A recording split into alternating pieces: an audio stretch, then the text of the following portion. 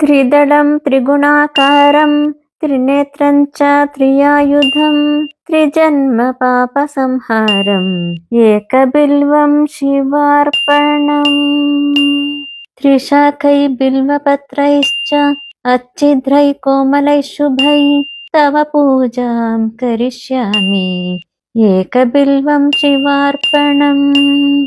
कोटिकन्या महादानं तिलपर्वतकोटयः काञ्चनं शैलदानेन एकबिल्वं शिवार्पणम्।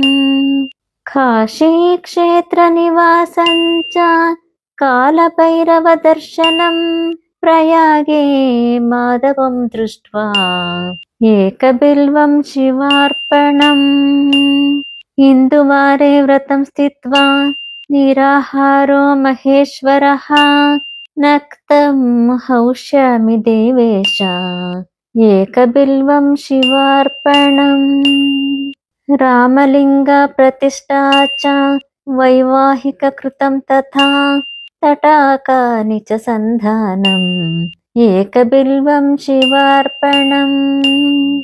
अखण्डबिल्वपत्रं च आयुतं शिवपूजनं कृतं नाम सहस्रेण एकबिल्वं शिवार्पणम्। उमया सह देवेश नन्दिवाहनमेव च भस्मलेपन सर्वाङ्गम् एकबिल्वं शिवार्पणम्।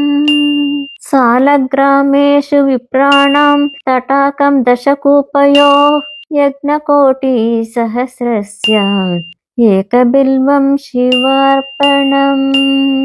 दन्तिकोटिसहस्रेषु अश्वमेधशतक्रतौ च कोटिकन्या महादानम् एकबिल्वं शिवार्पणम्।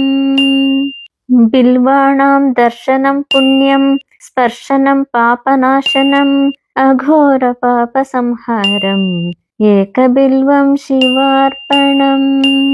सहस्रवेदपाठेषु ब्रह्मस्थापनमुच्यते अनेकरतकोटीनाम् एकबिल्वं शिवार्पणम्। अन्नदानसहस्रेषु सहस्रोपनयनं तथा अनेकजन्मपापानि एकबिल्वं शिवार्पणम्। बिल्वाष्टकम् इदं पुण्यं यः पठे शिवसन्निधौ शिवलोकमवाप्नोति एकबिल्वं शिवार्पणम्।